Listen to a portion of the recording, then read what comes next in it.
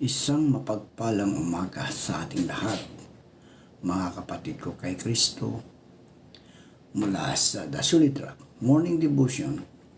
Isang kagalakan na muli tayo ay makapagbulay-bulay sa salita ng Panginoon sa umagang ito. Mga ilang minutong pagbubulay-bulay ng mga salita ng Panginoon upang papurihan at sambahin ang ating Panginoong Hesukristo. Ang ating pong pagbubulay-bulayan ngayong umaga ay matatagpuan sa Lucas Kapitulo 12, talatang 15. Ito ang sinasabi: magbantay kayo at mag-ingat sa lahat ng uri ng kasakiman, sapagkat ang buhay ng tao ay hindi nasusukat sa kasaganaan ng mga bagay na tinatangkilik niya. Pinagpala na po tayo sa pagkabasa at pagkarinig ng kanyang mga salita. Tayo po ay manalangin. Ama naming Diyos na mapagmahal, narito muli ang iyong mga anak upang ikaw, Diyos, ay sambahin sa Espiritu at sa katotohanan. Maraming salamat, O Diyos, sa isang gabing nagdaan sa aming mga buhay na kami ay iyong iniingatan sa aming pagtulog. Maraming salamat, Panginoon, sa muli mong pagkising sa amin, sa muli mong pagbibigay ng buhay, ng lakas at ng karunungan. At sa umagang ito, O Diyos, patuloy kong inilalapit sa inyo ang aming mga kaibigan na nasa banig ng karamdaman. Patuloy mo po silang abutin at pagalingin, Panginoon. Ibalik mo ang kanilang mga lakas na nawala dahil sa karamdaman. Panginoong Hesus, ikaw ang Diyos na magpagaling sa lahat ng uri ng karamdaman. Ito man ay maging cancer, diabetes, at iba pa, Panginoon, na hindi magagamot ng isang doktor o tao. Pero ikaw, O Diyos, ikaw ang siyang doktor ng lahat ng mga doktor. You are the Jehovah Jireh, O Diyos. Kaya, Panginoon, dalangin ko, O Diyos, na sila po iyong pagalingin. Amin din inilalapit sa iyo ang aming bansa, Panginoon. Ang bansang Pilipinas. Patuloy mong pagpalain ang bansang Pilipinas, Panginoon. Magbukulo rin po ng pagkakaisa ang aming mga leaders upang hindi po kami magkaroon ng hindi magandang ugnayan sa bawat isa, Panginoon. Tulungan mo po sila na meron silang takot sa iyo, O Diyos, upang hindi nila maisip na mangurap ng kaba ng bayan. Trabahuin nila ng maganda ang dapat trabahuin. Dahil ang issue, Panginoon, ay ang flood control. Lord, tulungan mo po ang aming mga leaders na makonsensya sila, Panginoon. Samantalang sila ay nagpasasa ng mga pera ng taong bayan, at ang mga taong bayan ay nalulubog sa baha, Panginoon. Lord, ikaw ang Diyos na makatarungan sa lahat. Panginoon Hesus, tulungan mo po ang bansang Pilipinas. Amin din inilalapit, O Diyos, ang aming mga kaibigan na magsisipasok sa kanilang mga trabaho. Dalangin ko, O Diyos, na sila ingatan mo sa kanilang pagbabiyahe. Ilayo mo sila sa anumang kapahamakan sa daan. Dagdagan mo po ang mga pasensya na kanilang dala, Panginoon, upang hindi sila magkaroon ng mga bangayan sa kalsada. Lord, ikaw ang Diyos ng kapayapaan. Kaya dalangin ko, Diyos, na patuloy mo silang bigyan ng kapayapaan sa kanilang mga puso, Panginoon. Gayon din po, Panginoon, ang mga kaibigan namin nagtatrabaho sa ibang bansa. Ang mga OFW, patuloy niyo po silang ingatan sa ibang bansa, Panginoon. Naghirap sila, nagtiis, na malayo sa kanilang mga mahal sa buhay upang mabigyan lamang nila, O Diyos, ng magandang kinabukasan ang kanilang pamilya, O Diyos.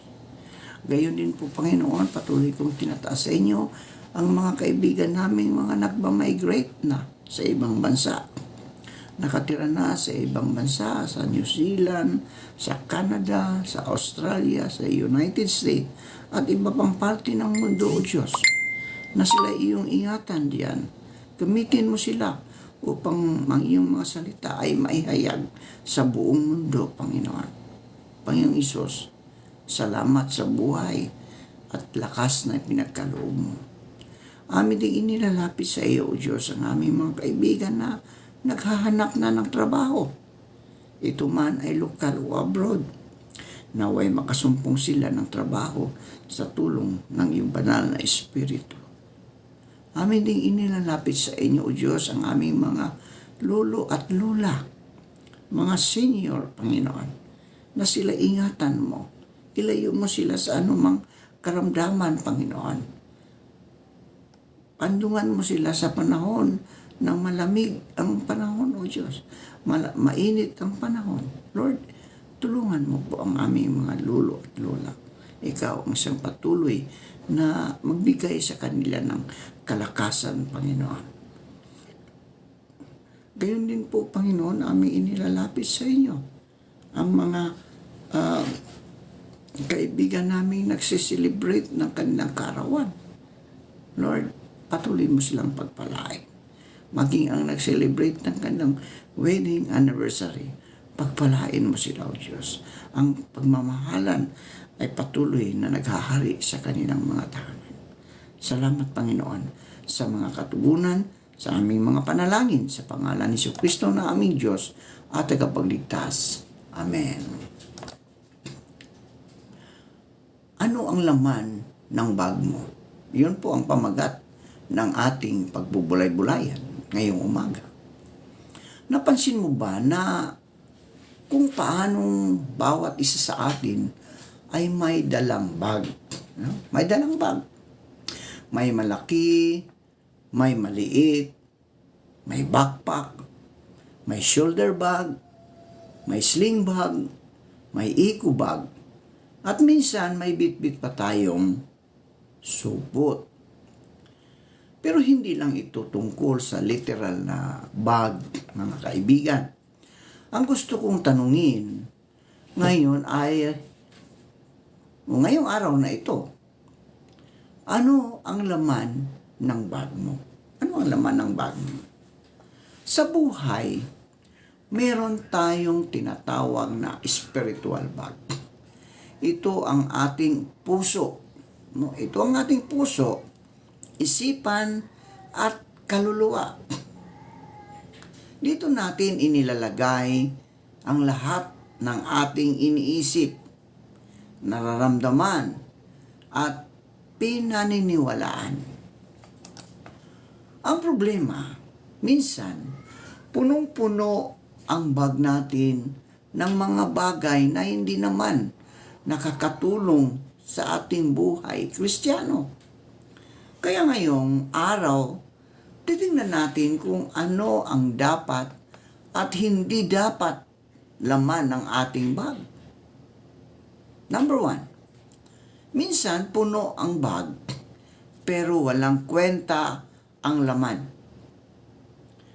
Marami tayong dinadala sa ating spiritual na bag. Nandoon yung trabaho, pressure, pride, insecurity, inggit, bitterness, takot, at guilt. Pero sa kabila ng dami ng laman na yan, hindi ito nagbibigay ng kapayapaan o kagalakan. Hindi nasusukat ang halaga ng buhay sa dami ng gamit, kundi sa laman ng iyong puso, kaibigan. Halimbawa, may isang estudyante na laging may mabigat na bag. Kala mo, punong-puno ng mahahalagang gamit. Pero nung nawala siya sa klase at binuksan ng guro ang bag, puro basura. Balot ng kindi, papel na hindi na kailangan, mga sira-sirang lapis o ballpen na hindi na sumusulat. Ganyan din tayo mga kaibigan minsan, no? Ganyan din tayo minsan, kaibigan. Puno, pero walang silbi. Alisin ang hindi kailangan, kaibigan. Ayon sa Hebreo, Kabanata 12, talatang 1, itabi natin ang bawat pabigat at ang kasalanang pumipigil sa atin. Kaibigan, kapatid, tanungin mo ang sarili mo. May galit ba akong hindi pa rin pinapalaya? May galit ba tayo, kapatid, kaibigan? May pride ba akong tinatago sa aking puso? May kasalanang paulit-ulit kong ginagawa pero hindi ko binibitiwan. Parang bag sa isang biyahe. May magaan ang lakad kapag wala kang bitbit na hindi kailangan. Minsan, kailangan mong magbawas para makalakad ng mas mabilis sa landas ng Diyos. Sa halip na basura, no? Number 3, punan ang bag ng mahahalagang bagay. Di ba? Punan ang bag ng mahahalagang bagay. Sa halip na basura, mga kaibigan, punan natin ng ating spiritual na bag ng mga bagay na makatutulong sa ating pananampalataya. Ano-ano yon? Number 1, salita ng Diyos. Ang salita ng Diyos. Ang iyong salita ay ilawan sa aking mga paa at liwanag sa aking landas. Awit 119 verse 105. So, ang Biblia, mga kaibigan, ay ating mapa, no? Ating mapa, ating gabay. Walang manlalakbay ang aalis ng walang direction. Kung wala kang regular na quiet time, parang bumabiyahe kang walang mapa, walang direction, di ba? Number 2, panalangin, no? Prayer. Sabi nga sa unang Tesalonica, Kabanata 5, talatang 17, manalangin kayo ng walang patid. Manalangin na walang patid. Kasi ang panalangin, mga kaibigan, ang ating komunikasyon sa Diyos. Komunikasyon sa Diyos. Kung hindi ka nakikipag-usap sa Diyos, paano mo malalaman ang kalooban niya sa buhay mo, mga kaibigan? Pangatlo, pananampalataya. Ayon sa Hebreo, Kabanata 11, talatang 6, hindi kalugod-lugod sa Diyos ang taong walang pananampalataya. Ito ang pinakamatibay na laman ng ating bag. Pananampalatayang kahit hindi mo pa nakikita ang kasagutan, naniniwala ka pa rin. Di ba? Naniniwala ka pa rin. Pang-4, pag-ibig at paglilingkod. Sa 1 Korinto, Kabanata 13, talatang 13, ang pinakamahalaga sa lahat ay ang pag-ibig. Ang bag ay isang tunay na Kristiyano ay puno ng pag-ibig. Puno ng pag-ibig. sa Diyos, sa ating kapwa, at sa mga nawawala, mga naliligaw. Di ba? Okay. Punto number 4. Number 4. Hindi lahat ng bagay ay pari-pareho. Minsan, mga kaibigan, naiinggit tayo sa bag ng iba. Di ba? Bakit siya may magandang trabaho? Bakit siya ang saya-saya? Pero tandaan mo, kaibigan, hindi mo alam kung gaano kabigat ang dinadala ng iba. Huwag mo ikumpara ang bag mo sa bag ng iba. Di ba?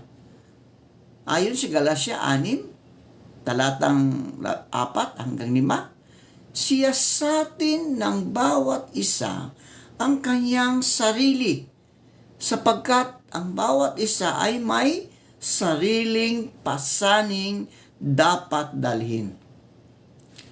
Tanggapin mo ang nilalaman ng bag mo ngayon, kaibigan. At hayaang si Kristo ang mag-aayos at magbabawas nito. Ngayong araw, kaibigan, hayaan mo ang Diyos ang tumingin sa laman ng bag mo. Huwag mo lang ipakita ang panlabas. Ipakita mo ang kalooban. Baka kailangan mo nang ilabas, kaibigan, no? Ang pride at ipalit ang pagpakumbaba. Baka kailangan mong alisin ang galit mo sa iyong kapwa, kaibigan, at palitan mo ng kapatawaran. Baka naman puno ka ng takot ang bag mo, pero handang punuin ito ng Diyos ng kapayapaan, kapatid. Manalangin tayo. Panginoon, salamat sa paalala na ang aming buhay ay parang bag. Na kami ay may kakayahang pumili kung ano ang ilalagay dito. Patawarin mo po kami kung minsan ay pinupuno namin ito ng mga bagay na walang kabuluhan. Alisin mo ang galit, takot, inggit at kasalanan. Punan mo ang aming puso ng iyong salita, ng iyong presensya at ng iyong pagmamahal. Gusto naming dalhin sa bawat araw ang tamang laman ang nagaling sa iyo. Sa pangalan ni Jesucristo na aming Diyos. Amen at Amen.